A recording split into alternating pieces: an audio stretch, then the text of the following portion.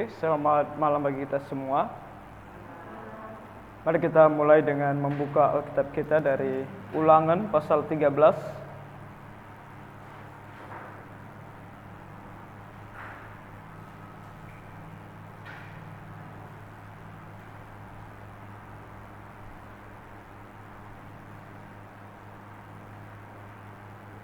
Ulangan pasal 13. Mari kita baca ayat 1 sampai 10.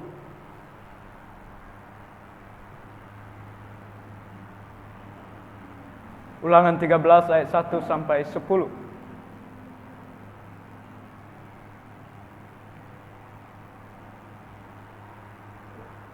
Mari kita baca secara silih berganti. Saya mulai dengan ayat yang pertama. Apabila di tengah-tengahmu muncul seorang nabi atau seorang pemimpi, dan ia memberitahukan kepadamu suatu tanda atau mujizat. Mujizat yang dikatakannya kepadamu itu terjadi, dan ia membujuk, mari kita mengikuti Allah lain yang tidak kau kenal, dan mari kita berbakti kepadanya. Maka janganlah engkau mendengarkan perkataan nabi atau pemimpi itu, sebab Tuhan Allahmu mencoba kamu untuk mengetahui apakah kamu sungguh-sungguh mengasihi Tuhan Allahmu dengan segenap hatimu dan dengan segenap jiwamu. Harus kamu ikuti, kamu harus takut akan Dia, kamu harus berpegang pada perintahnya, suaranya harus kamu dengarkan, kepadanya harus kamu berbakti dan berpaut. Nabi atau pemimpi itu haruslah dihukum mati, karena ia telah mengajak murtad terhadap Tuhan Allahmu yang telah membawa kamu keluar dari tanah Mesir dan yang menebus engkau dari rumah perbudakan, dengan maksud untuk menyesatkan engkau dari jalan yang diperintahkan Tuhan Allahmu kepadamu untuk dijalani. Demikianlah harus kau hapuskan yang jahat itu dari tengah-tengahmu. Saudaramu laki-laki, anak ibumu, atau anakmu laki-laki, atau anakmu perempuan, atau istrimu sendiri, sahabat karibmu membujuk engkau diam-diam, katanya, mari kita berbakti kepada Allah lain yang tidak dikenal olehmu ataupun oleh nenek moyangmu. Salah satu Allah bangsa-bangsa sekelilingmu, baik yang dekat kepadamu maupun yang jauh daripadamu, dari ujung bumi ke ujung bumi. Janganlah engkau mengalah kepadanya dan janganlah mendengarkan dia. Janganlah engkau merasa sayang kepadanya, janganlah mengasihani dia, dan janganlah menutupi salahnya. Ayat 9 dan 10 bersama-sama. Tapi bunuhlah dia. Pertama-tama tanganmu sendirilah yang bergerak untuk membunuh dia, kemudian seluruh rakyat. Engkau harus melempari dia dengan batu sehingga mati, karena ia telah berikhtiar menyesatkan engkau daripada Tuhan Allahmu yang telah membawa engkau keluar dari tanah Mesir, dari rumah perbudakan. Amin. Untuk pembacaan firman Tuhan, mari kita berdoa. Tuhan Bapa Surgawi, kami sangat bersyukur dan berterima kasih kepadamu. Kalau di malam hari ini Tuhan, kembali kami bisa berkumpul baik di rumah Tuhan maupun saudara yang bisa mengikutinya melalui Zoom, untuk kami bisa bersama-sama belajar kebenaran firman Tuhan. Bapa Surgawi, berkatilah kami saat ini, ketika kami akan melihat kebenaran firman, ketika kami akan membuka dan menyingkapkan kebenaran-Mu dalam firman, untuk kami boleh ketahui, terlebih dalam kami mengevaluasi gerakan karismatik dalam ajaran dan praktik mereka. Tuhan, kami memohon agar Roh Kudus-Mu bekerja dalam hati pikiran kami. Mampukan kami Tuhan untuk mengerti dan memahaminya, agar kami Tuhan tidak tersesat oleh rupa-rupa pengajaran ini. Kasihan dan tolong kami Tuhan, ampuni kami dari segala dosa pelanggaran kami, agar kami kiranya bahkan boleh layak untuk menerima kebenaran. Berkati kami yang mendengarkan maupun hamba-Mu yang akan mengajarkan. Kami berdoa bersyukur dalam nama Tuhan kami Yesus Kristus. Amin. Sejak perjanjian lama sampai hari ini, prinsip kebenaran firman Tuhan tetap sama, yaitu firman Tuhan menjadi otoritas tertinggi dari iman dan percaya kita kepada Tuhan. Dari segala bentuk lain, termasuk di dalamnya mujizat dan tanda yang akan kita lihat di malam hari ini, itu harus mengikuti, harus setuju dan sepakat dengan ajaran kebenaran firman Tuhan. Makanya ditekankan, contohnya dalam Ulangan pasal 13 ini, Bagaimana kalaupun ada seseorang yang dikatakan seorang nabi. Dia adalah seorang nabi, dia mengaku sebagai utusan Tuhan. Tapi bukan hanya dia hanya mengaku, tapi bahkan dia bisa memberitahukan kepadamu tanda dan mujizat. Artinya dia bisa melakukan sesuatu yang supranatural, sesuatu yang spektakuler. Dan apabila tanda atau mujizat yang dikatakannya kepadamu itu terjadi. Ini bukan gagal, tapi terjadi. Apa yang dia katakan terjadi. Tapi ketika itu sudah terjadi dan membuat kamu terpesona, ia membujuk, mari kita mengikuti Allah lain. Mengajarkan kepadamu ajaran yang membawa kamu untuk menyembah Allah lain. Dan dari mana kamu tahu dia membawa kamu kepada Allah lain? Karena Allah, ajaran yang diajarkan dikatakan di sini yang tidak kau kenal. Artinya yang tidak pernah kamu dengar, yang tidak pernah Tuhan singkapkan kepadamu, yang tidak ada dalam Alkitab. Dan bukan hanya itu, tapi itu juga berarti Allah yang tidak sesuai dengan apa yang diajarkan oleh Alkitab. Walaupun tadi dikatakan tanda dan mujizatnya terjadi. Itulah kenapa malam hari ini ketika kita melihat tanda dan mujizat dalam evaluasi kita mengenai gerakan karismatik, kita tidak akan banyak melihat tentang contoh-contoh apa yang terjadi di kalangan karismatik. Banyak yang menipu, mengklaim punya kuasa untuk menyembuhkan tapi tidak. Ini salah satu contoh yang pernah saya sebutkan, Benny Hinn membayar orang untuk berpura-pura sakit.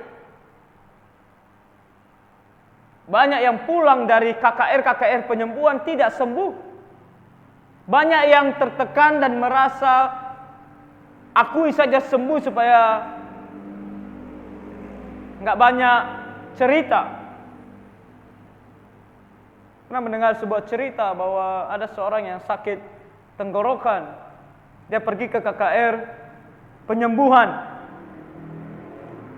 Penyembuhan ilahi. Lalu si pendeta tanya siapa yang sakit, tentu dia angkat tangan, dia mau disembuhkan, dia ada sakit tenggorokan. Lalu pendeta itu memegang tenggorokannya dan bilang dalam nama Tuhan, sembuh.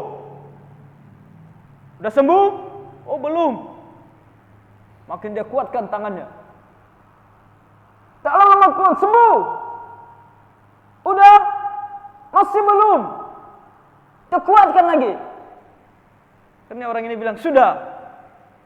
Dan dia pulang, dia cerita, saya belum sembuh karena sakit. Dia tekan kuat-kuat. Jadi saya bilang aja sembuhlah daripada dia makin tekan kan. Mati pula saya. Itu kisah nyata, itu terjadi. Hal-hal seperti ini terjadi. Namun kita tidak mau melihat ini detail satu persatu karena tidak ada gunanya. Kita akan menghabiskan waktu lebih dari berapa jam hanya untuk membuktikan kepada kita satu demi satu kisah-kisah ini. Bukan itu yang penting.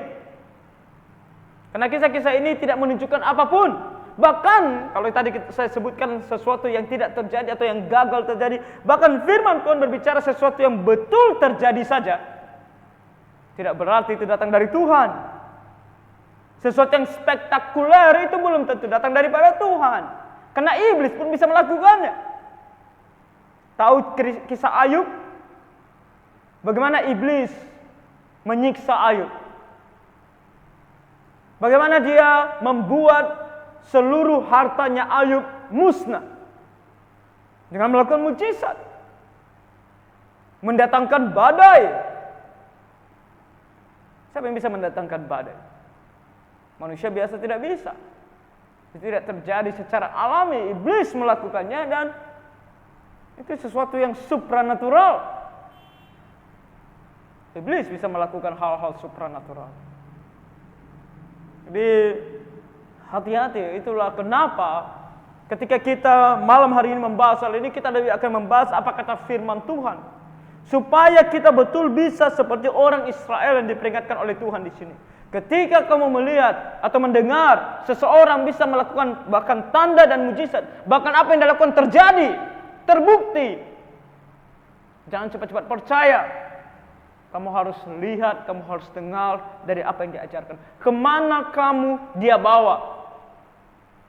Kepada Tuhan yang kamu kenal, yaitu yang ada dalam Alkitab, atau kepada Tuhan yang tidak kamu kenal, yang tidak ada dalam Alkitab. Itu yang akan kita perhatikan malam hari ini.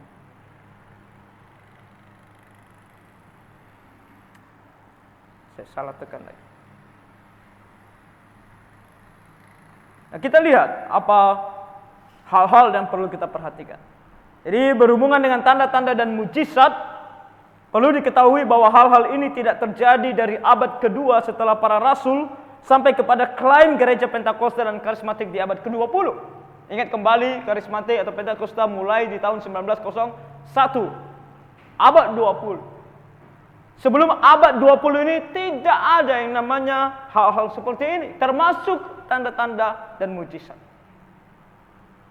Namun, banyak yang mengklaim bahwa mereka baru mendapatkan apa yang sesungguhnya harus mereka alami dalam gereja. Ketika ada orang-orang tertentu yang mengklaim punya kuasa untuk melakukan tanda dan mujizat, orang-orang mulai berkata bahwa, oh inilah gereja yang sesungguhnya. 2000 tahun yang telah berlalu, gereja adalah gereja yang dikatakan semi gelap, dingin, dan tidak punya kuasa. Dengan munculnya orang-orang yang mengklaim punya kuasa ini, mereka mengatakan bahwa inilah gereja yang sesungguhnya. Karena di sini kita melihat dan merasakan kuasa ilahi.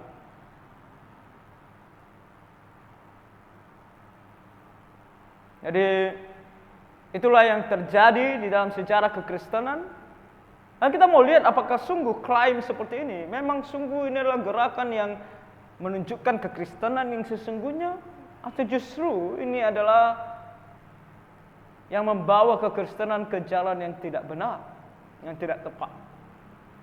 Nah, kita mulai dulu dengan pengertian mujizat. Tanda dan mujizat. Apa itu tanda dan mujizat? Nah, perlu kita lihat bahwa betapa ironis sekali melihat bahwa di zaman modern ini segala hal dapat disebut mujizat. Sikit-sikit mujizat. Sikit-sikit mujizat. Orang bisa mengatasi masalah keuangannya, dia bilang itu mujizat. Orang dapat tempat parkir, kadang-kadang mau cari tempat parkir di gedung-gedung seperti mall itu susah, apalagi kalau kamu mengendarai mobil. Kalau kamu dapat, mujizat, ada tempat parkir. Ada seorang ibu yang tiba-tiba menyadari bahwa dia sedang masak air panas dan air panasnya ternyata sudah kering. Kalau dia terlambat sedikit mungkin akan terjadi ledakan dan kebakaran. Ketika dia teringat lalu dia pergi dan matikan kompor. Dia bilang itu mujizat. Semua hal dikatakan sebagai mujizat. Menggunakan kata-kata ini untuk membuat segala sesuatu seolah-olah extraordinary. Orang Kristen suka kali menggunakan kata ini. Karena ini menyimbolkan sesuatu yang spektakuler, yang luar biasa, yang diinginkan oleh manusia. Namun, ini tidak demikian. Mujizat itu memiliki makna yang jauh lebih besar daripada ini.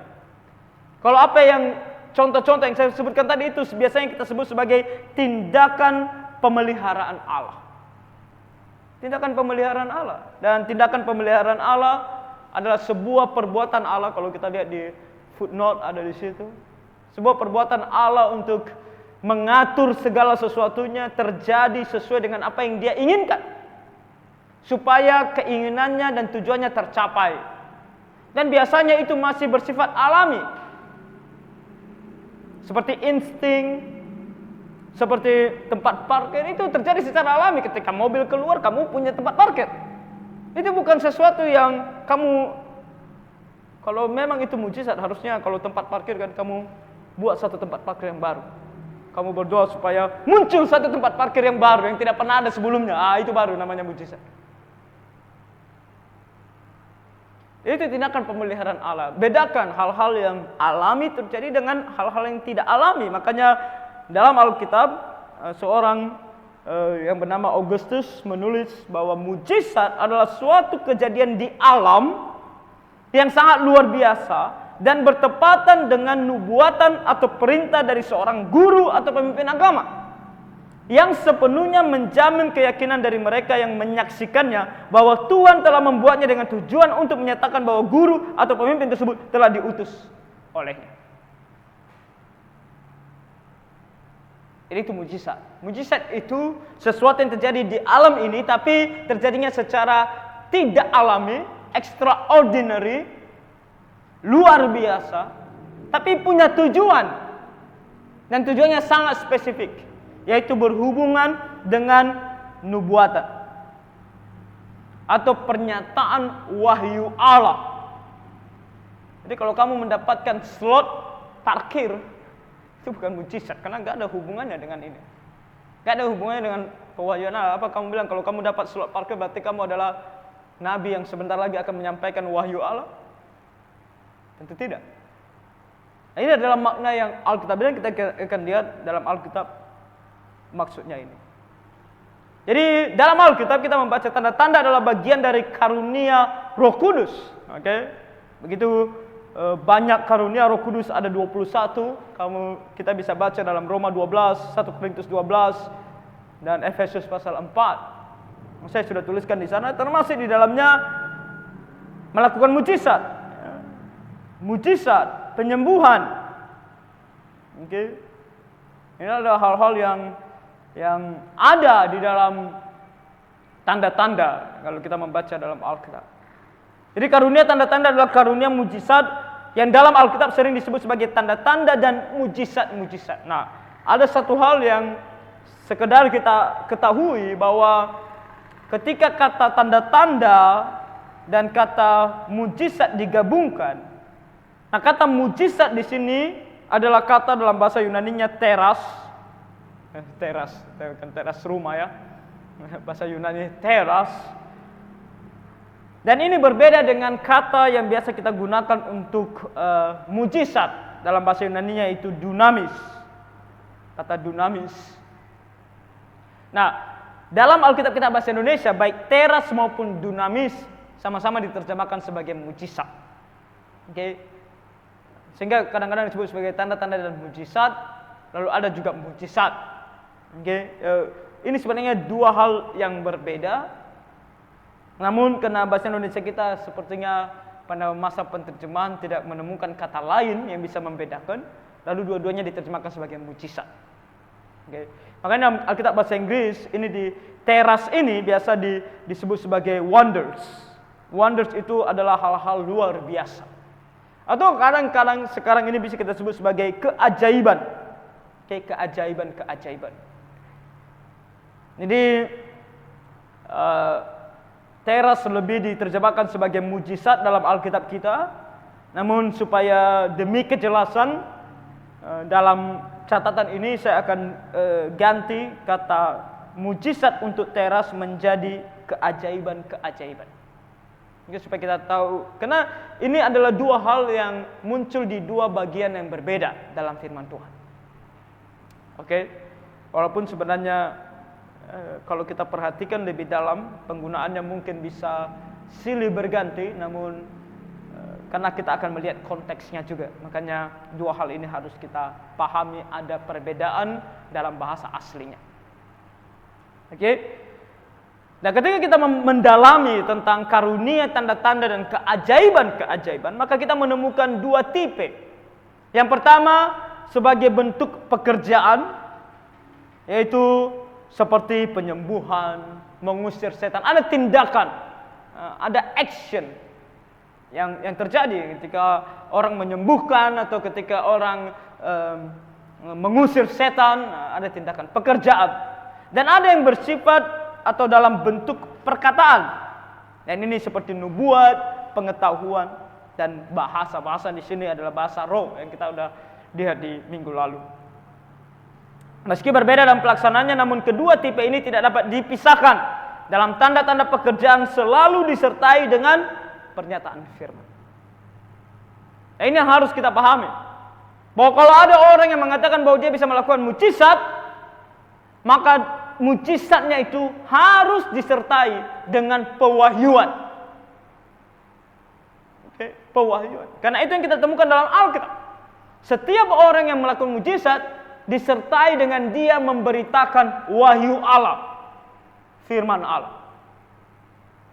Dan nanti kita akan lihat bahwa wahyu yang dimaksudkan adalah wahyu yang baru. Dan ada kaitannya dengan penulisan firman Tuhan. Mujizat sendiri adalah karunia roh yang kita temukan disebut dalam 1 Korintus 12. Mujizat di sini itulah dunamis, ya.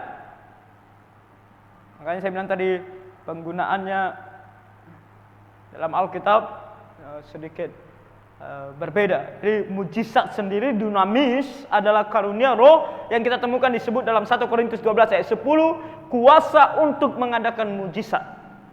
Dari sini terlihat bahwa mujizat adalah kuasa yang Tuhan berikan kepada seseorang untuk melakukan perbuatan-perbuatan yang ajaib yang melampaui hukum alam dan pengalaman manusia normal. Oke?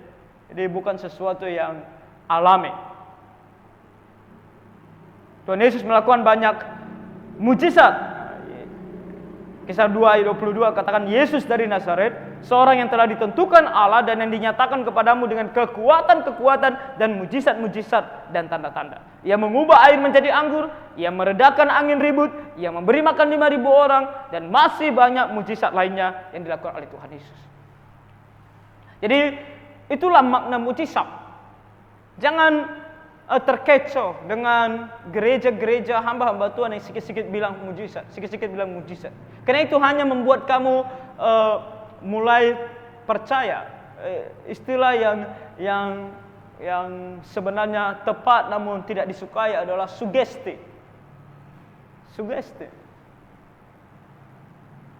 Semakin sering disebutkan, semakin tertanam dalam pikiranmu dan semakin mudah bagimu untuk menerimanya. Itu sugesti. Jadi jangan sikit-sikit bilang mujizat, sikit-sikit bilang mujizat. Ini adalah sesuatu hal yang khusus, yang tidak alami, yang luar biasa. Oke? Nah, di dalam Alkitab kita menemukan ada 4 masa tanda-tanda dan mujizat dalam Alkitab. Artinya ada 4 masa di mana kita menemukan tanda-tanda dan mujizat terjadi. Dan itu berarti juga tidak setiap era atau masa dalam Alkitab terjadi mujizat. Tidak setiap. Dan tidak semua nabi di dalam Alkitab melakukan mujizat. Tidak semua. Dan bahkan para rasul. Di dalam Alkitab hanya dituliskan kepada kita beberapa rasul yang melakukan mujizat. Yang lainnya tidak disebutkan. Kenapa? Nah, itu mau kita lihat. Nah, masa yang pertama kita menemukan di masanya Musa, era di tahun 1450 sampai 1390 sebelum Masehi. Dan ini termasuk nanti mengikuti eranya Yosua tentu. Tapi figur yang paling utama tentu Musa. Dan kita melihat bahwa era pertama ini terjadi dalam Keluaran secara khusus. Kita melihat begitu banyak tanda-tanda dan mujizat yang dilakukan. Ketika Tuhan mengutus Musa, Dia mengatakan kepada Musa, apa yang ada di tanganmu, tongkat, kamu lemparkan itu, tongkatmu akan berubah menjadi ular. Kalau masih mereka belum percaya, kamu masukkan tanganmu ke dalam jubahmu, keluarkan jadi kusta. Kamu masukkan lagi, keluarkan jadi tahir. Kalau mereka masih belum percaya, ambil air dari sungai Nil, kamu tuangkan ke tanah, maka itu akan berubah menjadi darah.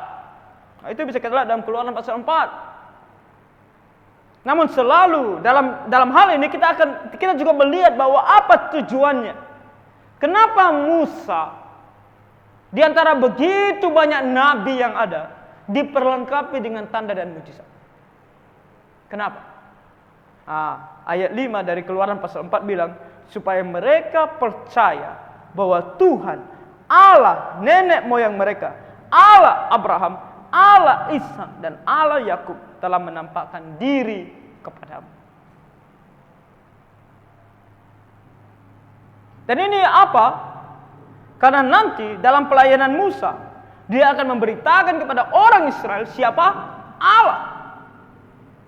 Dan bukan hanya itu, dia akan menuliskan bagi orang Israel secara khusus dan kepada semua manusia yang ada di dunia ini tentang siapa Allah.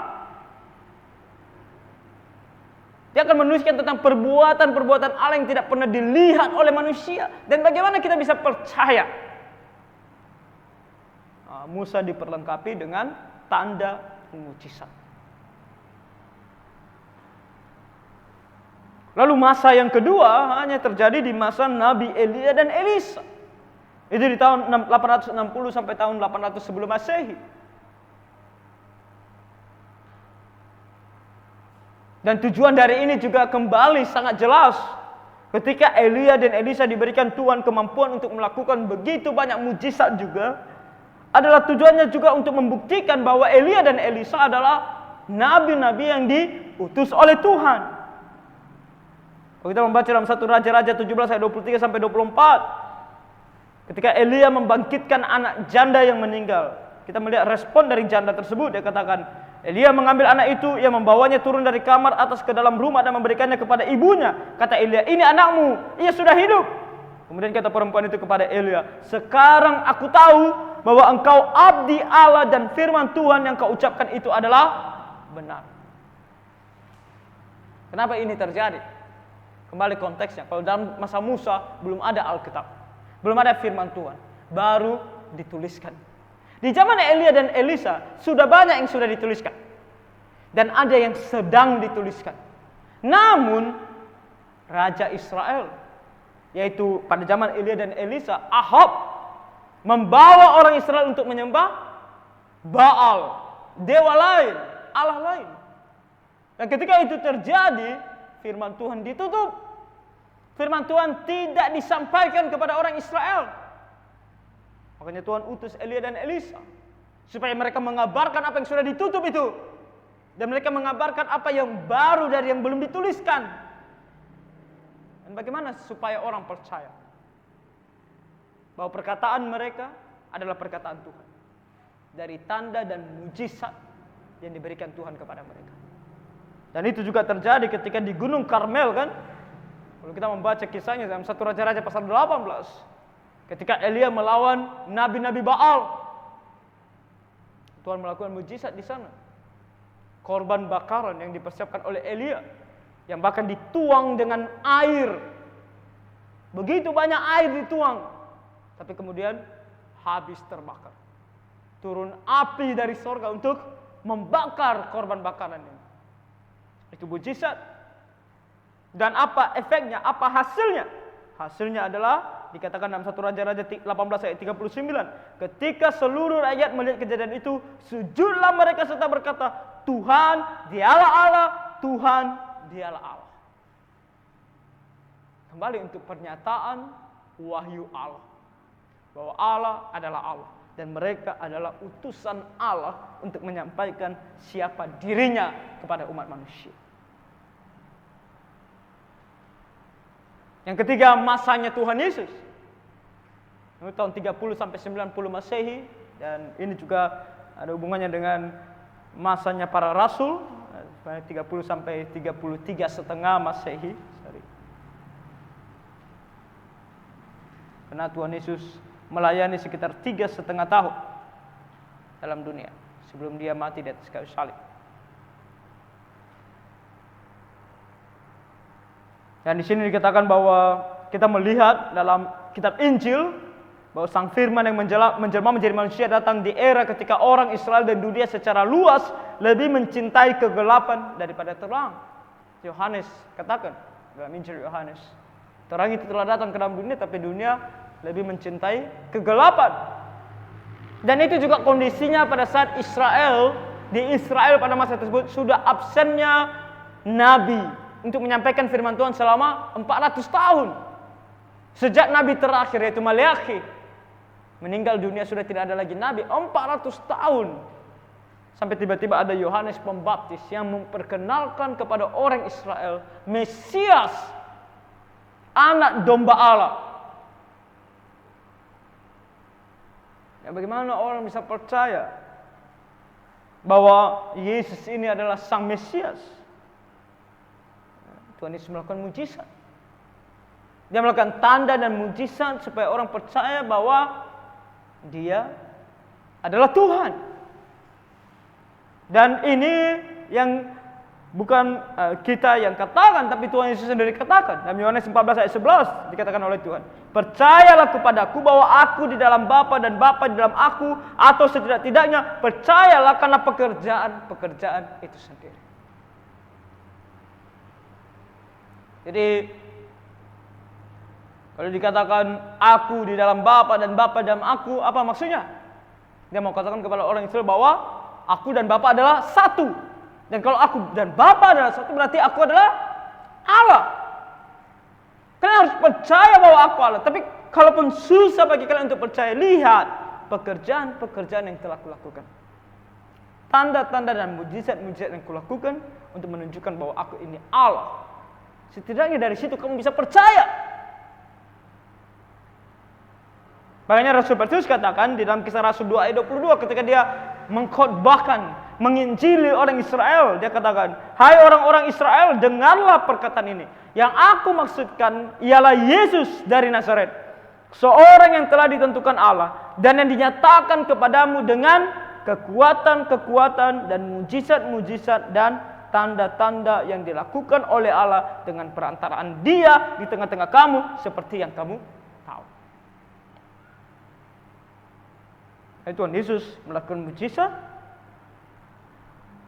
Dia perlu melakukan tanda dan mujizat untuk menunjukkan bahwa Dia adalah Allah.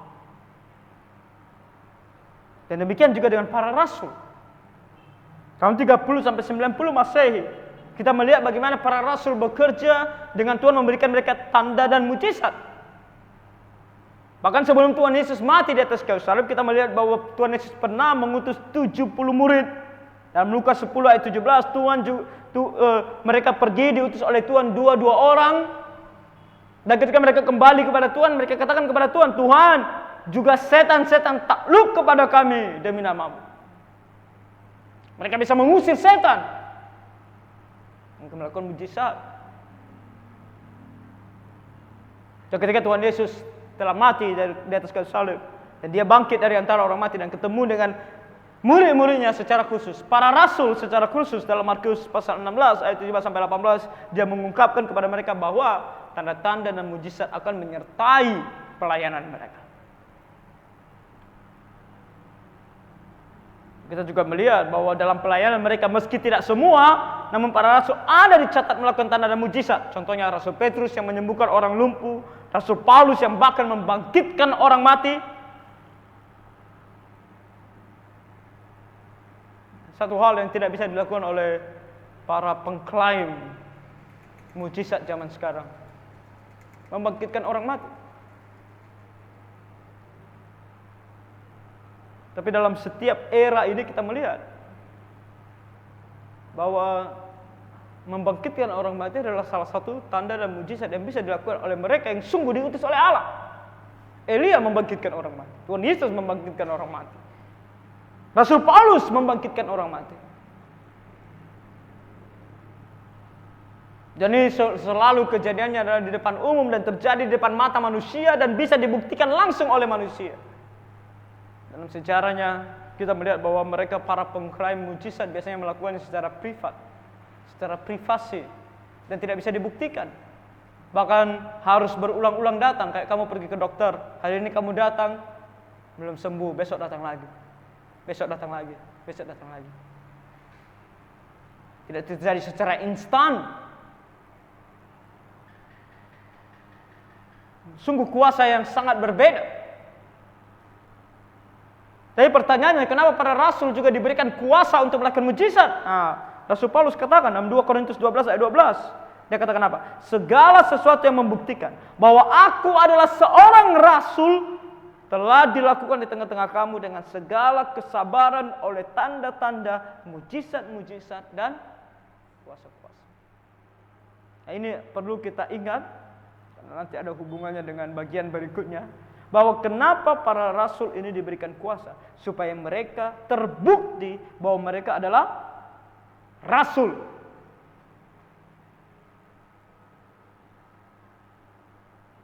Jadi mungkin pertanyaan yang tidak ada di dalam catatan kita ini, ketika kita saat ini mengatakan bahwa harus ada orang atau bahkan mungkin kita mengklaim bahwa kita bisa melakukan mukjizat, pertanyaannya apa yang mau kita buktikan? Apa yang sedang mau kita buktikan? Kalau Musa, dia harus membuktikan bahwa dirinya diutus oleh Tuhan karena tidak ada firman Tuhan pada masa tersebut. Kalau Elia dan Elisa juga harus membuktikan bahwa mereka ada utusan Tuhan karena firman Tuhan sedang tidak diberikan kepada orang-orang. Baal berkuasa, nabi-nabi Baal berkuasa, dibutuhkan sesuatu yang extraordinary untuk membuktikan.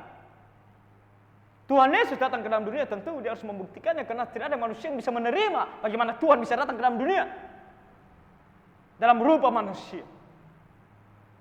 Dan para rasul tentu kita tahu pelayanan mereka adalah memulai gereja di tengah-tengah orang Yahudi yang tidak percaya kepada Tuhan Yesus. Bagaimana caranya supaya mereka bisa membuktikan diri bahwa mereka adalah utusan Tuhan, bahwa mereka adalah para rasul dengan tanda dan mujizat. Sekarang pertanyaan untuk kita, apa yang perlu kita buktikan? Kalau kita katakan kita membuktikan tentang kita diutus oleh Tuhan dan yang kita sampaikan adalah firman Tuhan, bukankah Alkitab cukup untuk membuktikan itu? Ketika dikatakan apakah yang kamu katakan benar, ya, buka Alkitab. Tunjukkan ayatnya, bacakan ayatnya. Disitulah kamu nyatakan bahwa kamu benar. Tak mungkin kamu membuktikan dirimu bahwa kamu Mesias kan? Seperti Tuhan Yesus, tentu tidak. Apakah kita mau membuktikan bahwa kita ini adalah rasul? Nah, nanti kita akan lihat. Apakah zaman sekarang ada rasul? Jadi pada dasarnya tidak ada yang mau kita buktikan. Sehingga kita membutuhkan yang namanya tanda dan mujizat pada hari-hari ini. Jadi perhatikan dua hal ini, yaitu ketika kita melihat masa ini, 4 masa di mana tanda dan mujizat terjadi dalam bentuk yang begitu banyak, masif. Dua hal yang menjadi ciri umum yang terdapat di sana, yaitu adanya pernyataan wahyu baru, Musa dan Elia di masa perjanjian lama, penulisan perjanjian lama, Tuhan Yesus dan para rasul di masa penulisan perjanjian baru. Dan kemudian ada tanda dan mujizat untuk memberikan jaminan bahwa mereka adalah utusan Tuhan untuk menuliskan wahyu dari Tuhan. Jadi apakah dua hal ini kita perlukan saat ini? Tidak. Perjanjian lama sudah selesai, perjanjian baru sudah selesai dituliskan, sudah lengkap. Rasul Yohanes katakan tidak boleh ditambahkan, tidak boleh dikurangi. Jadi apalagi? Apalagi yang perlu kita buktikan sehingga kita memerlukan tanda dan mujizat? Pada dasarnya tidak ada. Paragraf terakhir dalam poin ini, fakta menarik yang memperkuat hal ini ialah bahwa di masa nabi-nabi lain mereka tidak diberikan kuasa untuk melakukan tanda, keajaiban dan mujizat. Yesaya pernah berdoa. Nah, kalau tidak salah Yesaya 64. Dia berdoa supaya Tuhan menunjukkan sebuah tanda, supaya orang Israel ini percaya. Tapi Tuhan tidak lakukan. Tidak terjadi. Karena tidak ada yang perlu dibuktikan. Tidak ada yang perlu dibuktikan. Yesaya, Yeremia, Hosea, tanda-tanda yang mereka tunjukkan tidak, atau firman Tuhan yang mereka sampaikan tidak disertai dengan tanda dan mujizat. Kebanyakan hanya ilustrasi dari kehidupan mereka, dari alam sekitar mereka. Tapi bukan tanda dan mujizat. Kenapa? Hal ini jelas sekali sebagai sebuah tanda bagi kita bahwa tanda, keajaiban, dan mujizat diberikan Tuhan hanya di masa yang khusus dan kepada orang-orang khusus. Tidak semua. Dan sekarang mereka mengklaim bahwa semua orang Kristen harus mendapatkan mujizat. Sedangkan firman Tuhan saja mencatat tidak semua. Tidak semua orang percaya dapat mengklaimnya.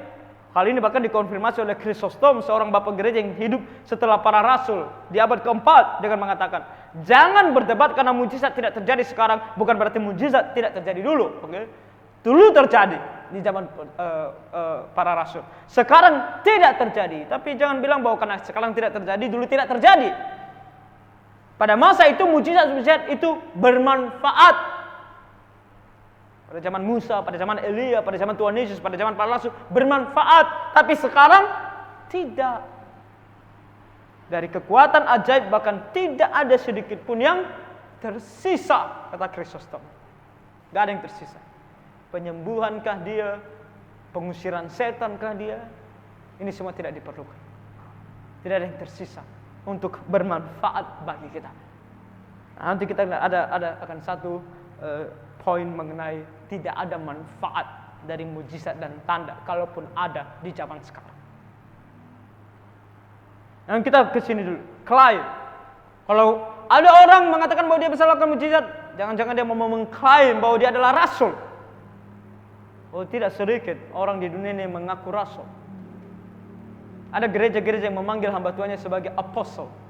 The apostle.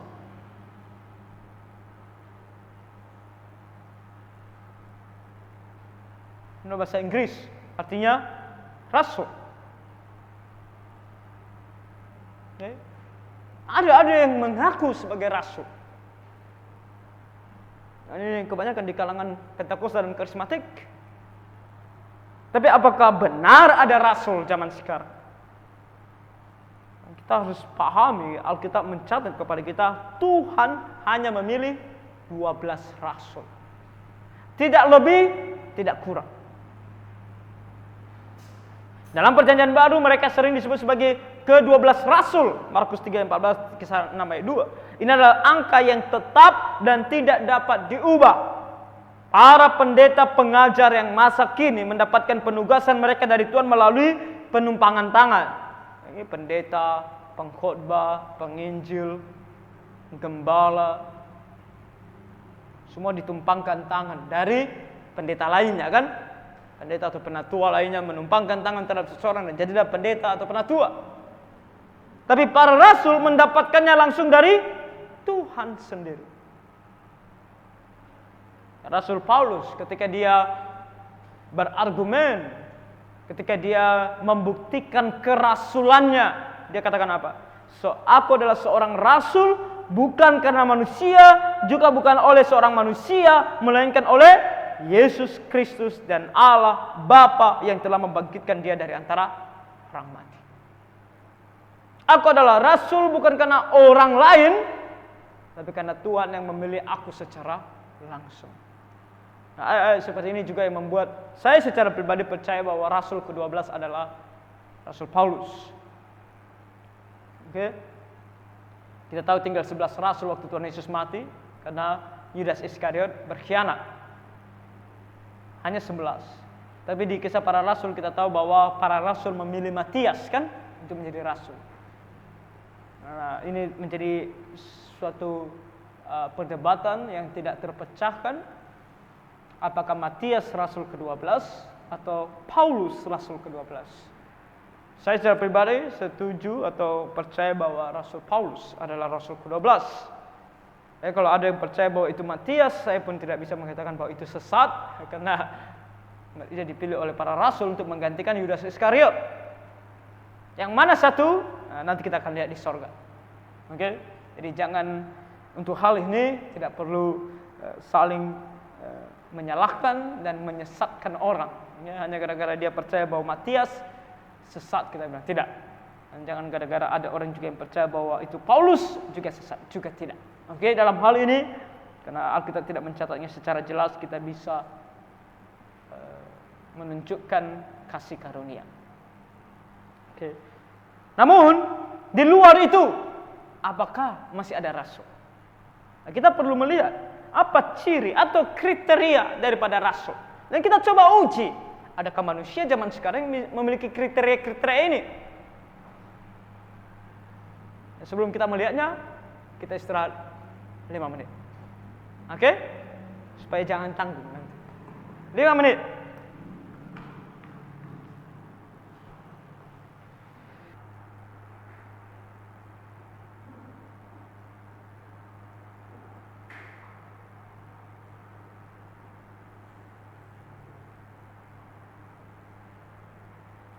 Oke, kita lanjutkan. Ada 7 tanda atau kriteria untuk menjadi seorang rasul Tuhan Yesus. Yang pertama, hal yang pertama harus kita pahami bahwa gereja didirikan di atas dasar para rasul. Gereja di sini bukan gereja lokal, tapi gereja secara keseluruhan dimulai oleh para rasul. Nah, itu sudah terjadi di abad yang pertama dan kedua. Jadi khususnya abad pertama nggak perlu lagi, karena sudah didirikan oleh para rasul. Yang kedua, para rasul haruslah para saksi mata akan kebangkitan Kristus. 1 Korintus 9, 1 Korintus 15 kita melihat bagaimana dalam Kisah Rasul pasal 1 dan 1 Yohanes 1 ayat 1 sampai 4. 1 Yohanes 1 ayat 1 sampai 4 secara khusus Rasul Yohanes mengatakan bahwa kami adalah para saksi mata. Ketiga, para rasul dipilih secara langsung dan secara pribadi oleh Tuhan Yesus sendiri. Dalam Matius dalam kitab Injil kita tahu bagaimana Tuhan Yesus memilih kan mereka satu persatu. Dan yang terakhir tentu Rasul Paulus dalam Kisah Rasul pasal 9. Tuhan Yesus sengaja datang hanya untuk memilih Rasul Paulus, untuk mengatakan kepada Rasul Paulus bahwa kamu adalah wadahku yang kupilih untuk mengabarkan Injil. Keempat, para rasul memiliki otoritas mutlak atas segala hal yang menyangkut gereja. Mereka memiliki otoritas mutlak. Karena pada masa tersebut Alkitab belum selesai dituliskan. Jadi segala hal dalam gereja yang harus dilakukan, diajarkan, dipraktikkan, para rasul adalah otoritasnya. Para rasul tidak memiliki kesalahan dalam ajaran mereka dan dalam tulisan mereka. Ajaran mereka diterima sebagai firman Allah. Tulisan mereka adalah tulisan firman Allah. Dalam 2 Petrus dikatakan bahwa Roh Kudus yang menolong mereka. Di sana menggunakan kata sebenarnya mengangkat mereka untuk menulis apa yang harus ditulis. Jadi nggak sembarangan mereka menulis. Setiap kata yang mereka tulis bermakna dan penting, perlu. Nggak ada kata yang terbuang, nggak ada kata yang sia-sia dari apa yang mereka tuliskan. Para rasul dibuktikan dengan tanda-tanda dan mujizat. Dan para rasul memiliki tempat khusus dan unik dalam kekekalan di dalam kerajaan Allah. Nah, kalau kita melihat Wahyu pasal 21, kita lihat ada satu ayat ini, Wahyu 21 ayat 14. Tempat yang unik dan hanya 12. Wahyu 21 ayat 14.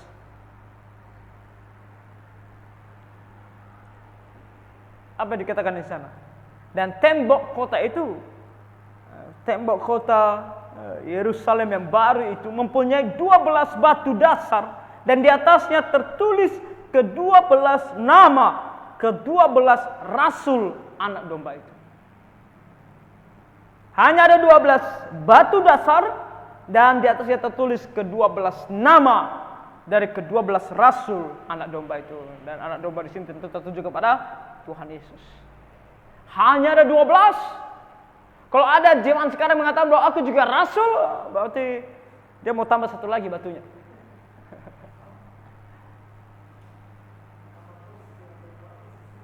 Atau dia dari dunia bawa satu batu. Mungkin di dunia dia ahli bangunan dan dia pikir kayak mana menambah satu batu lagi di kota ini. Tak ada. Hanya 12. Cukup, titik.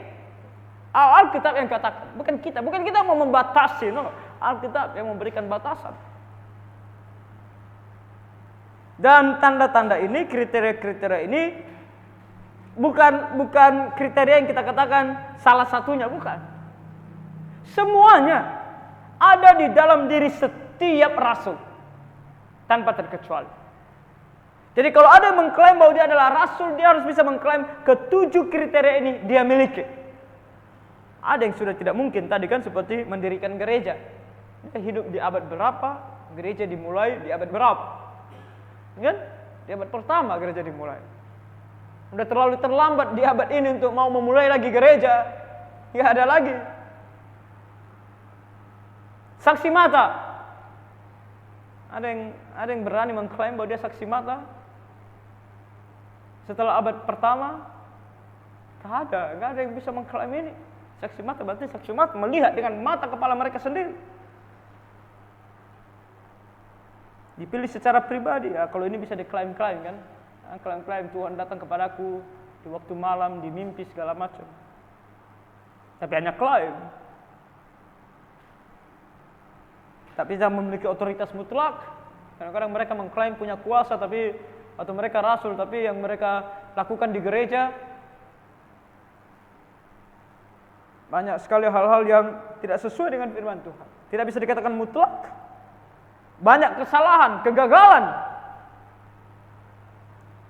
Dan tentu terakhir, mereka tidak akan memiliki tempat khusus di kerajaan Allah.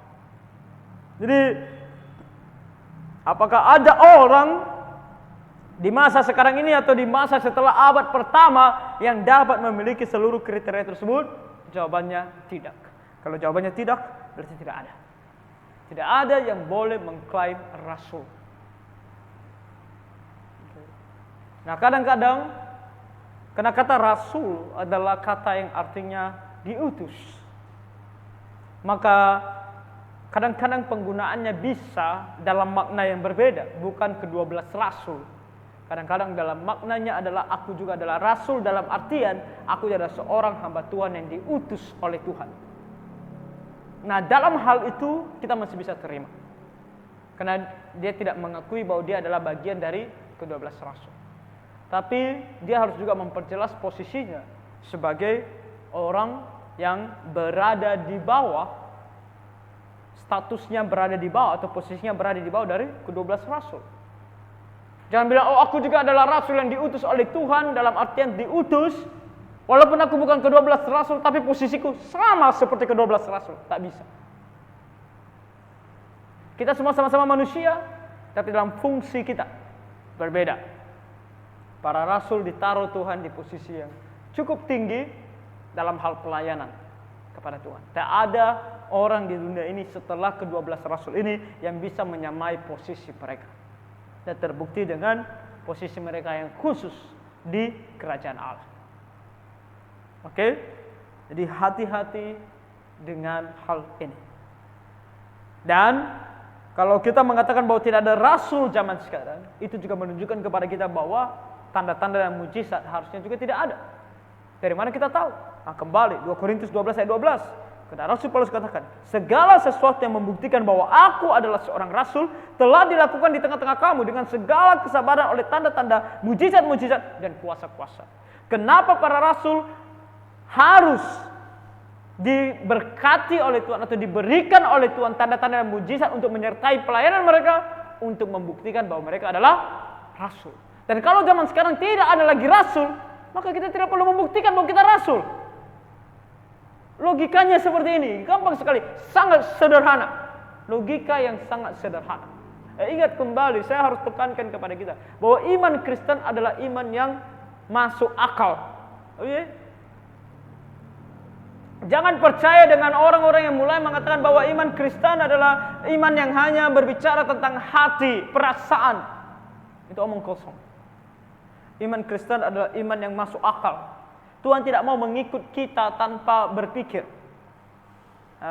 Waktu di pelajaran pertama kan, ketika kita membahas tentang mana yang lebih penting, pengalaman atau firman Tuhan, kita melihat bagaimana begitu banyak ayat firman Tuhan yang berbicara tentang bahwa kita harus bertumbuh dalam pikiran, dalam pengetahuan, dalam pengertian, dan semua berbicara tentang akal, pikiran. Jadi harus masuk akal. Dalam Ibrani 2 ayat 4 dikatakan Allah meneguhkan kesaksian mereka oleh tanda-tanda dan mujizat-mujizat dan oleh berbagai-bagai penyataan kekuasaan dan karunia Roh Kudus yang dibagi-bagikannya menurut kehendaknya. Ini berbicara tentang para rasul yang berbicara kepada orang-orang akan firman Tuhan, dan Allah meneguhkan kesaksian mereka. Nah, ingat kembali kesaksian. Kenapa sering ketika para rasul mengabarkan firman Tuhan disebut sebagai kesaksian? Karena memang saksi mata. Oke? Kesaksian ini bukan angan-angan, ini bukan hasil pemikiran, ini bukan imajinasi. Ini adalah kesaksian, sesuatu yang kami alami, sesuatu yang kami lihat, sesuatu yang kami sentuh. Bahkan Thomas menyentuhnya, ya kan? Ketika Tuhan Yesus bangkit.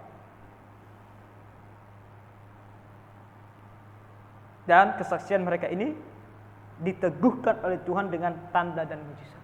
Sekarang kalau kita bilang bahwa kita perlu tanda dan mujizat, apa yang mau kita saksikan? Kesaksian apa yang mau kita saksikan? Gak ada. Karena kita tidak pernah melihat Tuhan Yesus. Kita tidak pernah menyentuh Tuhan Yesus. Kita tidak ada di sana ketika Tuhan Yesus disalibkan. Tak ada. Jadi tidak perlu. Kalau mau pembuktian, Alkitab. Karena ditulis oleh para saksi. Aku bukan saksi. Alkitab ditulis oleh para saksi. Maka aku mengabarkan apa yang ditulis oleh para saksi. Kamu mau buktinya? Lihat Alkitab. Kamu nggak percaya dengan apa kata Alkitab? Nanti kita akan lihat. Tidak ada gunanya. Aku pun tidak akan buktikan apapun. Alkitab adalah buktinya sendiri. Karena ini adalah tulisan para saksi.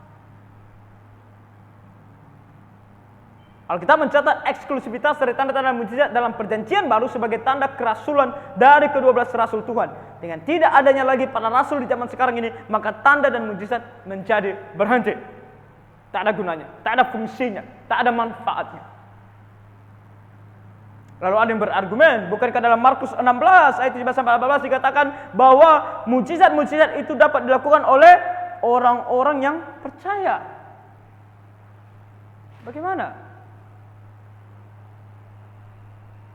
Di satu sisi dikatakan orang percaya, tapi kenapa kita membatasinya terhadap para rasul? Nah, ingat kembali konteks. Markus pasal 16 ditulis, atau perkataan Tuhan Yesus di Markus 16 adalah perkataan kepada para rasul secara khusus. Itu ketika mereka sedang tidak percaya bahwa Tuhan sudah bangkit dari antara orang mati. Tuhan menampakkan diri kepada mereka dan berbicara kepada mereka. Katanya, aku mengutus engkau dan kabarkan Injil, dan perbuatan-perbuatan ini akan menyertai engkau. Mujizat-mujizat dan tanda-tanda ini akan menyertai engkau secara khusus kepada para rasul. Konteks berbicara. Dan kita sudah melihat itu minggu lalu, termasuk dengan bahasa roh. Bahwa tidak ada yang bisa mengklaim sekarang. Orang-orang yang mengklaim bisa menyembuhkan. Dalam Markus pasal 16 apa yang terjadi? Apa yang dikatakan oleh Tuhan? Bahkan ketika mereka diberikan racun, mereka tidak mati kan?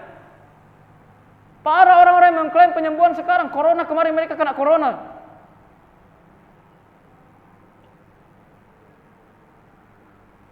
Pendeta Andy Simon yang sangat terkenal, yang pergi memberikan kesembuhan ke anak kemarin,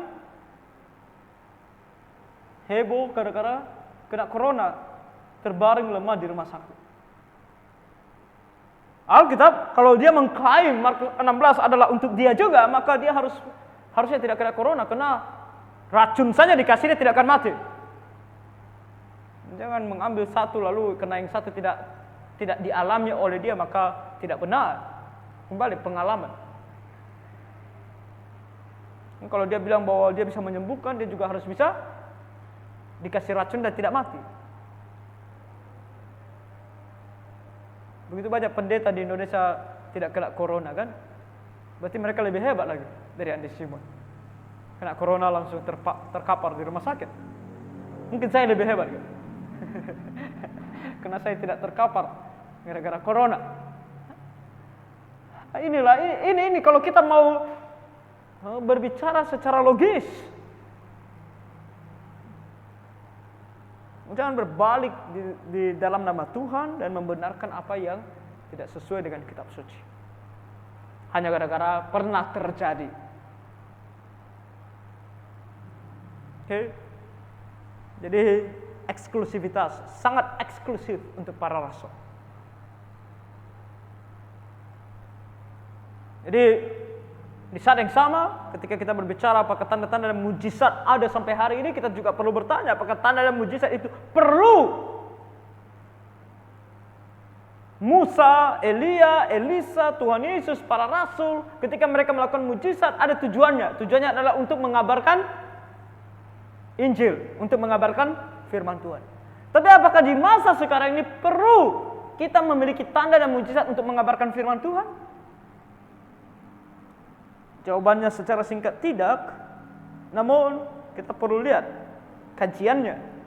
Di sini kalau kita melihat dunia yang sedang terjadi dalam dunia saat ini, bahwa karena manusia itu cenderung kepada hal-hal yang tidak bertuhan, seperti halnya rasionalisme, lalu kemudian evolusi, lalu paham-paham seperti materialisme atau materialisme yang lebih mencintai materi daripada hal-hal rohani. Ateisme, tidak percaya bahwa Allah itu ada. Maka banyak orang berpikir, bahkan dalam kekristenan berpikir, bagaimana caranya supaya orang bisa percaya kepada Tuhan Yesus? Bagaimana? Kalau kita membuat KKR dan kita bilang KKR kita adalah mengenai Tuhan Yesus. Tuhan Yesus mati di atas kayu salib, itu tema dari KKR kita. Tahu zaman sekarang tema-tema KKR dan ibadah-ibadah dibuat semenarik mungkin. Karena kalau dibilang Tuhan Yesus mati di atas kayu salib, ya. Jangan kan dibilang orang tidak percaya, orang Kristen aja udah malas. Kayaknya ada gereja, teman saya kasih tahu, ada gereja yang merayakan ulang tahun mereka. Tahu apa judul atau tema firman Tuhannya? Dibuat besar-besar di spanduk. Hari ulang tahun gereja, dia nggak sebutkan gerejanya apa. Dan tema besar-besar. Tahu apa? Move on.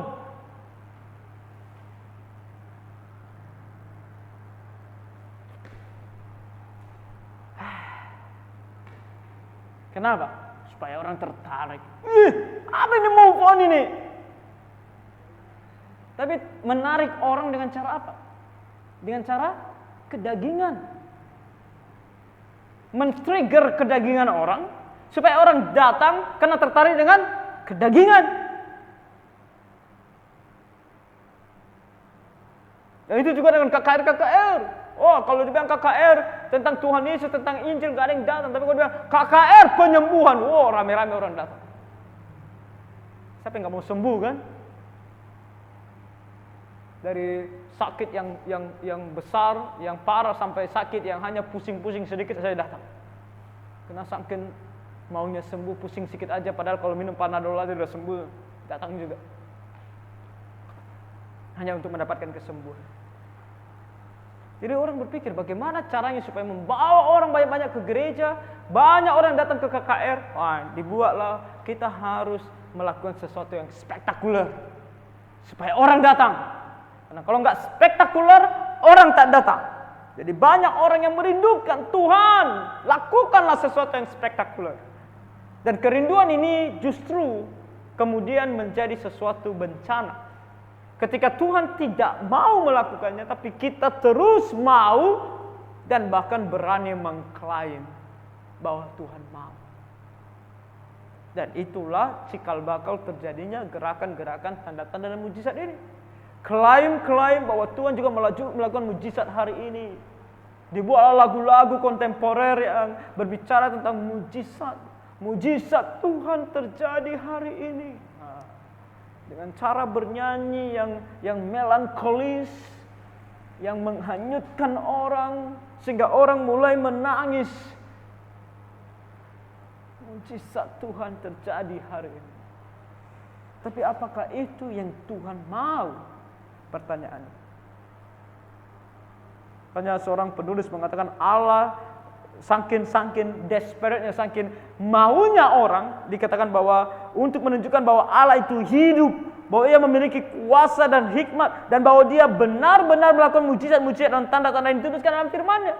Bukan hanya supaya orang datang mengetahui bahwa Tuhan itu hidup, tapi bahkan untuk membuktikan bahwa Alkitab ini benar. Mereka mau buktikan Alkitab ini benar adanya dengan tanda-tanda dan mujizat. Jadi seolah-olah Tuhan di masa sekarang ini perlu dibuktikan kehadirannya dengan tanda-tanda dan mujizat. Hal ini memimpin kepada sikap memaksakan apa yang kita mau kepada Tuhan. Pola pikir ini membuat orang berani mengklaim bahwa mujizat itu terjadi dan harus terjadi.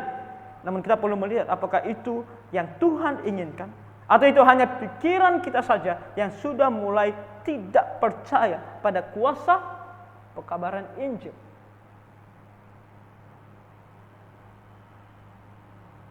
Berhati-hatilah, seorang penulis mengatakan setiap aliran bidah dan kekristenan palsu yang besar menawarkan mujizat kepada para pengikutnya dengan tujuan untuk membenarkan kesaksiannya dalam dunia yang tidak percaya ini.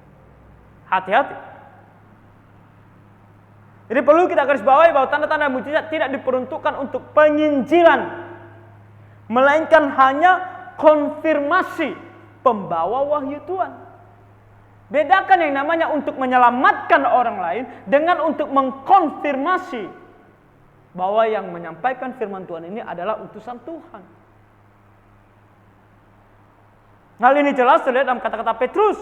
Hai orang-orang Israel, dengarlah perkataan ini. Yang aku maksudkan ialah Yesus dari Nazaret, seorang yang telah ditentukan Allah dan yang dinyatakan kepadamu dengan kekuatan-kekuatan dan mujizat-mujizat dan tanda-tanda yang dilakukan oleh Allah dengan perantaraan Dia di tengah-tengah kamu seperti yang kamu tahu.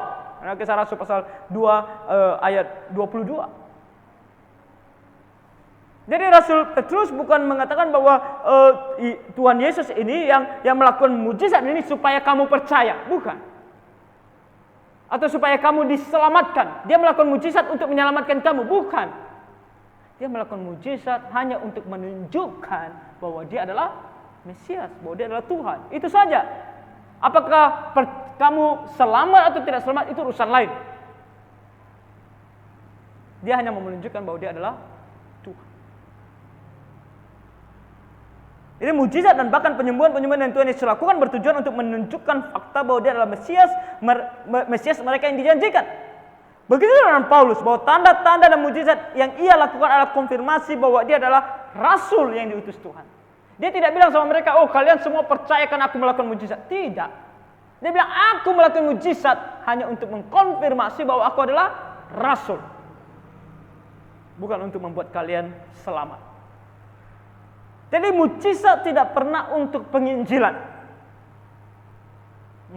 Hanya untuk mengkonfirmasi bahwa yang menyampaikan firman Tuhan ini benar-benar adalah utusan Tuhan. Lalu apa yang sebenarnya menyelamatkan?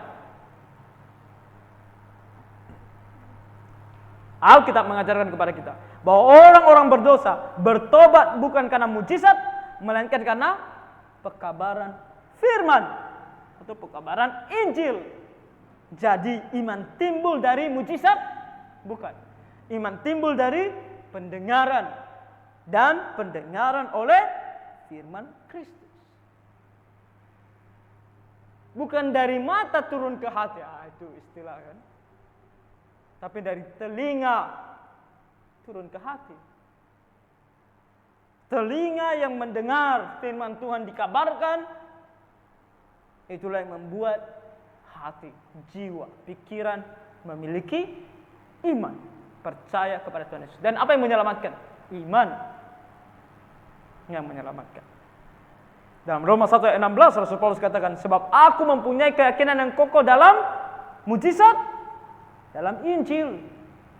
Karena Injil adalah kekuatan Allah yang menyelamatkan setiap orang yang percaya, pertama-tama orang Yahudi, tetapi juga orang Yunani. Tak, saya cek. Saya lupa ingat, tapi seharusnya saya benar bahwa kata kekuatan di sini adalah kata yang sama akarnya dengan kata mujizat. Ya, Roma 1 ayat 16. Ya, dunamis. Kata kekuatan di sini adalah kata yang sama, dunamis.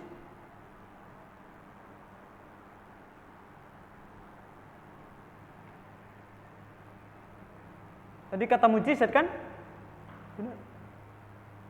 Jadi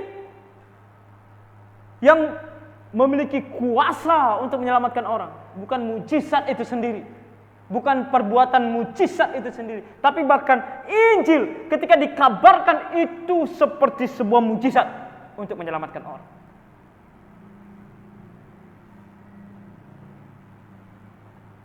Jadi saya sebenarnya tidak mau mengatakannya, tapi kalau kita mau mengatakannya, pengabar Injil adalah pengabar dalam tanda kutip mujizat. Kita tidak perlu tanda mujizat untuk menyembuhkan orang, untuk membuat orang selamat. Kita hanya perlu mengabarkan Injil, karena Injil adalah kekuatan Allah yang menyelamatkan setiap orang yang percaya. Bukan mujizat. Iman tidak didasarkan kepada hal-hal lahiriah yang terlihat, melainkan hal-hal yang tidak akan terlihat. Yang tidak dan akan terlihat. Maksudnya tidak atau belum dilihat dan baru dilihat nanti di masa yang akan datang. Contohnya seperti imannya Abraham. Ketika dikatakan bahwa iman adalah dasar dari segala sesuatu yang kita harapkan dan bukti dari segala sesuatu yang kita tidak lihat. Karena iman Abraham taat. Dari mana Abraham memiliki iman? Karena dia melihat mujizat? Bukan. Tapi karena ketika ia dipanggil untuk berangkat ke negeri yang akan diterimanya menjadi milik pusakanya, lalu ia berangkat dengan tidak mengetahui tempat yang ia tuju. Dari mana imannya Abraham? Dari telinga. Bukan dari mata. Atau dari kesehatan, dari fisik. Tidak. Bukan karena dia lumpuh lalu dia berjalan lalu dia punya iman. Tidak. Bukan karena dia buta lalu dia melihat lalu dia punya iman. Tidak. Imannya karena dia mendengar panggilan Tuhan dan dia lakukan. Walaupun dia tidak tahu, walaupun dia tidak lihat apa itu. Dan Abraham adalah salah satu orang yang hanya mendengar saja janji Tuhan tapi tidak pernah merasakannya. Ya. Karena kepada Abraham dijanjikan apa? Tanah perjanjian kan? Abraham hanya tinggal di tanah perjanjian sebagai orang asing. Dia tidak pernah memilikinya. Itulah iman. Itulah iman.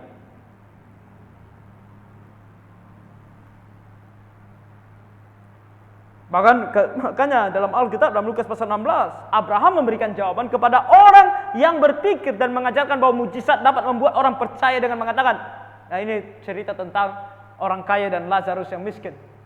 Ketika mereka mati, si orang kaya masuk neraka, si Lazarus masuk surga, dan dia duduk di pangkuan Abraham. Lalu si Lazarus bilang kepada Bapak Abraham, tolonglah. Kamu utuslah Lazarus untuk datang ke dalam dunia. Aku masih mempunyai banyak saudara di dunia, supaya mereka jangan seperti aku. Setidaknya kalau orang mati, bangkit dari antara orang mati dan ketemu dengan mereka, mereka mungkin akan percaya kepada Tuhan. Dan tidak mesti seperti aku masuk neraka. Lalu apa kata Abraham kepadanya? Tapi kata Abraham, ada pada mereka kesaksian Musa dan para nabi. Kembali kesaksian. Apa yang dituliskan oleh Musa dan para nabi, dan tentu ini hanya Musa dan para nabi karena ini dalam Lukas pasal 16, saat di mana perjanjian baru belum selesai dituliskan. Jadi hanya perjanjian lama yang ada di tangan mereka, tapi itu cukup kata Abraham. Di tangan mereka ada kesaksian Musa dan para nabi, baiklah mereka mendengarkan kesaksian itu. Karena kalau ada pendeta yang bilang aku perlu untuk naik surga, turun neraka untuk mengabarkan tentang apa itu surga dan neraka, Tuhan katakan tak perlu dalam firman-Nya. Karena di tangan kita sudah ada kesaksian dari Musa, dari para nabi dan para rasul sekarang sudah ditambahkan. Baiklah mereka mendengarkan kesaksian itu. Jawab orang itu, tidak Bapak Abraham, tetapi jika ada orang yang datang dari antara orang mati kepada mereka, mereka akan bertobat. Pendeta-pendeta sekarang juga berpikir sama. Kalau aku bisa saja pergi ke neraka dan pergi ke sorga, mungkin kalau aku kabarkan banyak orang bertobat. Atau kalau aku bisa melakukan mujizat, orang akan percaya. Kata Abraham kepadanya, jika mereka tidak mendengarkan kesaksian Musa dan para nabi, mereka tidak juga akan mau diyakinkan, sekalipun oleh seorang yang bangkit dari antara orang mati. Kalau mereka tidak mau percaya kepada Alkitab, mau orang bangkit dari antara orang mati pun mereka tidak akan percaya. Tidak akan percaya. Nah, hal ini sudah terbukti dalam Alkitab. Ada Lazarus yang dibangkitkan oleh Tuhan Yesus. Ingat Lazarus saudara Maria dan Marta yang dibangkitkan oleh Tuhan Yesus. Saya percaya ketika setelah dia dibangkitkan, kan dia kembali bergabung dengan saudara-saudaranya, kembali bergabung dengan tetangganya, orang-orang di sekitarnya, dan mereka pasti bertanya sama dia, apa yang terjadi samamu? Ya, aku bangkit antara orang mati. Tapi ada yang percaya sama Tuhan Yesus? Ada yang percaya sama Tuhan Yesus? Kecuali Maria dan Marta kembali. Hanya mereka yang percaya. Tak ada yang mau percaya. Jadi pertanyaan yang sangat-sangat sederhana kepada mereka yang suka mengklaim punya mujizat dan tanda, apa gunanya? Serius. Hanya hanya untuk menarik orang datang rame-rame. Tapi apakah itu gunanya kita menjadi hamba Tuhan? Hanya untuk membuat gereja ramai? Percaya atau tidak percaya terserah, yang penting ramai saja. Saya tidak mau menuduh, tapi apakah itu supaya kita ramai dan banyak persembahannya? Mungkin. Harus hati-hati. Gak ada gunanya. Fakta di lapangan juga memberikan kita pelajaran. Bahkan ketika Tuhan Yesus masih hidup dalam dunia, 5.000 orang lebih manusia melihat mujizatnya, dikasih makan oleh Tuhan Yesus. Dan apa yang terjadi dengan mereka ketika Tuhan Yesus katakan bahwa aku adalah Allah? Mulai dari waktu itu banyak murid-muridnya mengundurkan diri dan tidak lagi mengikut dia. Oleh karena itu ketika Tuhan Yesus telah mati di kayu salib, ia menegur Thomas yang tidak percaya bahwa ia sudah bangkit sebelum melihatnya. Karena engkau telah melihat aku, maka engkau percaya. Tapi itu hanya dilakukan Tuhan kepada Thomas. Kenapa? Karena Thomas adalah salah satu daripada rasul. Nggak harus pergi mengabarkan firman Tuhan. Jadi dia tidak boleh dibiarkan Tuhan tidak percaya. Tuhan sengaja datang kepada dia. Namun dia bilang, kamu percaya karena kau melihat. Jadi kita akan berbahagialah mereka yang tidak melihat, kamu percaya. Kalau kamu mau percaya kepada kuasa Tuhan, kamu tidak perlu melihat kuasanya. Kamu bisa percaya tanpa melihat. Kamu tidak perlu melihat eksistensinya. Kamu tidak perlu melihat dia datang.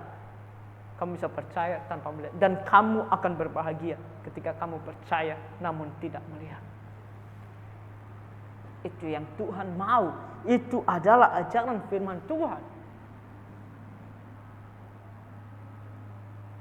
Jadi penginjilan Alkitabiah tidak ditandai dengan tanda, keajaiban, dan mukjizat.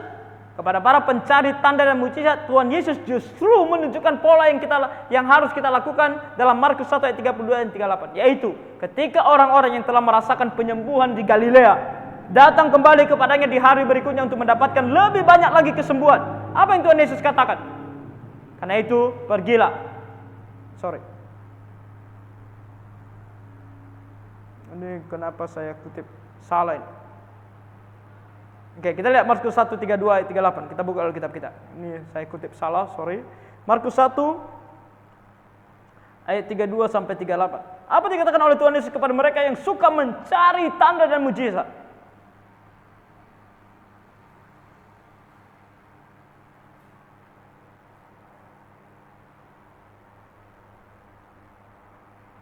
Jadi di ayat 32 sampai 34 kita melihat bahwa banyak orang datang kepada Tuhan Yesus dan mereka datang dengan penyakit-penyakit mereka. Lalu Tuhan Yesus menyembuhkan mereka. Lalu di ayat 35 kita lihat dikatakan di sini, pagi-pagi benar waktu hari masih gelap, ia bangun dan pergi keluar. Ia pergi ke tempat yang sunyi dan berdoa di sana. Tapi Simon dan kawan-kawannya menyusul dia. Waktu menemukan dia, mereka berkata, semua orang mencari engkau. Mereka kemarin yang sudah mendapatkan kesembuhan, daripada mereka cari engkau lagi. Lalu apa kata Tuhan Yesus? Dia bilang, ayo, mari, semua siapa lagi yang mau sembuh, ayo datang. Itu kata Tuhan Yesus. Dia bilang apa? Jawabnya, marilah kita pergi ke tempat lain, ke kota-kota yang berdekatan, supaya di sana juga aku memberitakan Injil. Karena untuk itu aku telah datang. Bukan dia bilang cukup sama mereka, aku mau ke kota lain, mau lakukan mujizat juga di sana. Tidak. Spirit, rohnya Tuhan adalah memberitakan Injil di kota lain. Kalau dia menyembuhkan, biasanya terjadi secara spontan. Ketika dia sedang mengajar, ketika dia sedang menginjili, ada orang sakit, dia kasihan, dia sembuh. Secara spontan. Dia tidak khusus pergi ke satu tempat untuk menyembuhkan, untuk melakukan mujizat. Bahkan ketika ada para pencari mujizat datang, dia bilang, aku gak mau ketemu sama mereka. Lihat, hal ini sangat berbanding terbalik dengan mereka yang mengklaim mujizat dan tanda zaman sekarang. Kalau boleh dikumpulkan, ayo kumpulkan. Siapa lagi yang mau mujizat, yang mau tanda, ayo kumpulkan mereka, supaya saya tunjukkan kehebatan. sentuh sana, sentuh sini, ada yang jatuh, ada yang tergeletak, tidak pun tahu kita entah benar-benar sakit atau benar-benar sembuh, nggak ada yang tahu. Yang penting ketika dia sentuh jatuh, dia sentuh jatuh, dia sentuh jatuh. Lebih banyak, lebih baik.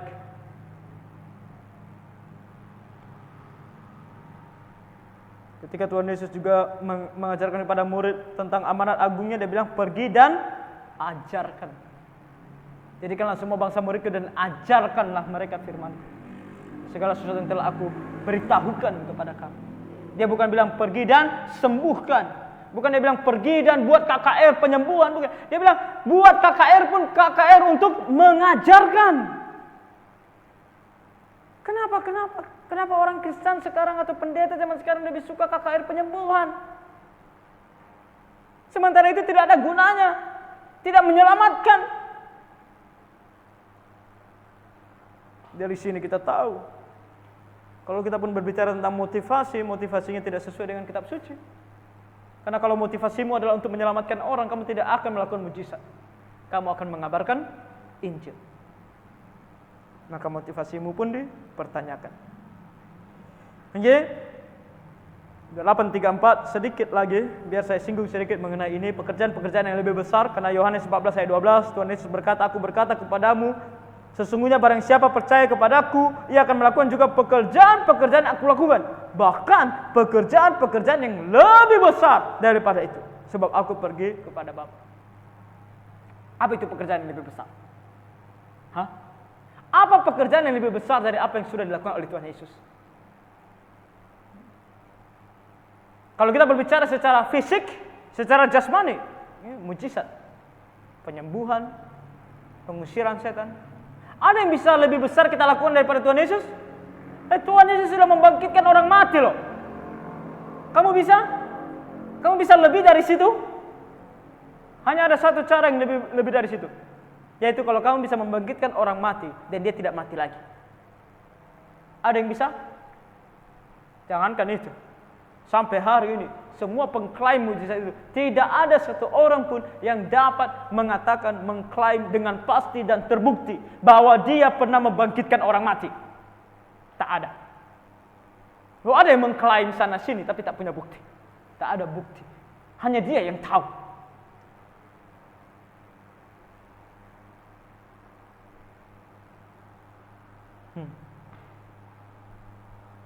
Jadi apa maksudnya? Pekerjaan yang lebih besar. Dari sini kita tahu bahwa ini bukan mujizat untuk jasmani. Karena kalau kita bisa menyembuhkan, kalau Tuhan Yesus menyembuhkan, membangkitkan orang mati, itu berbicara secara jasmani dan tidak permanen. Karena orang yang sudah disembuhkan atau orang yang dibangkitkan dari antara orang mati nanti juga akan mati lagi. Makanya Lazarus sudah dibangkitkan dari kematian, saudaranya Maria dan Marta. Lalu, apa yang terjadi dengan Lazarus? Masih hidup dia sampai hari ini? Tidak, dia mati lagi.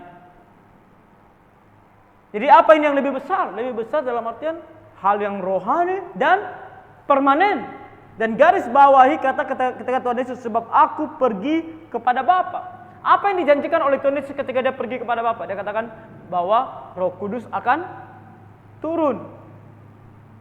Aku harus pergi supaya Roh Kudus itu turun.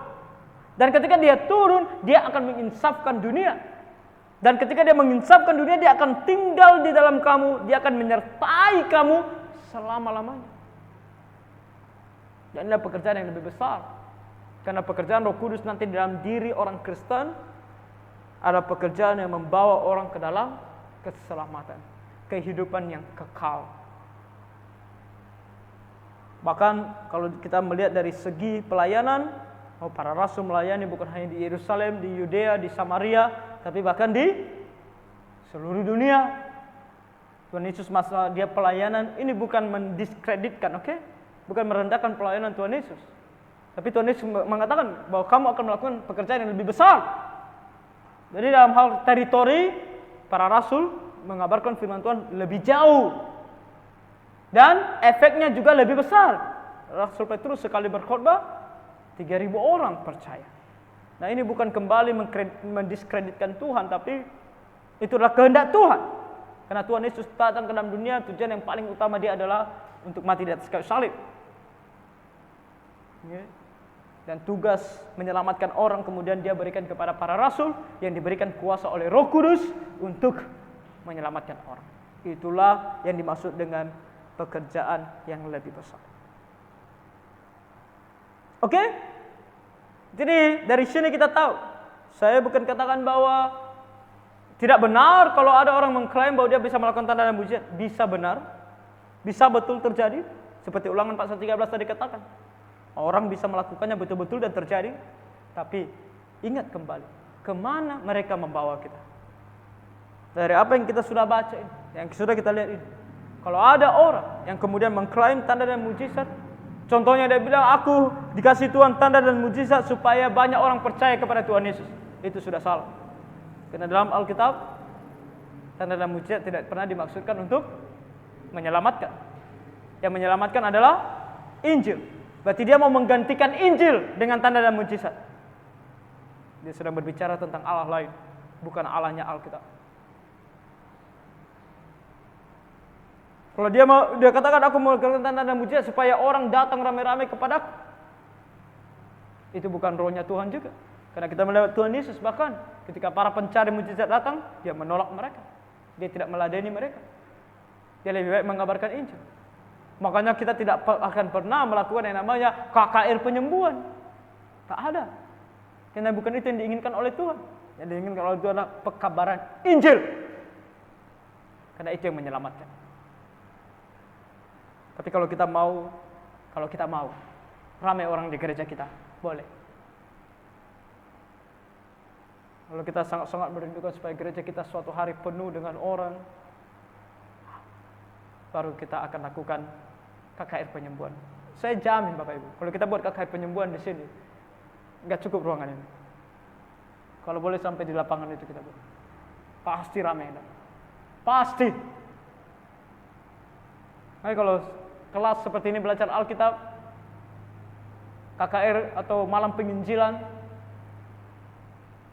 tak ada yang tertarik.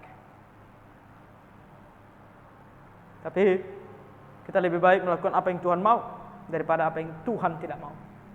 Baik, melakukan apa yang Tuhan perintahkan daripada apa yang tidak Tuhan perintahkan. Ada pertanyaan?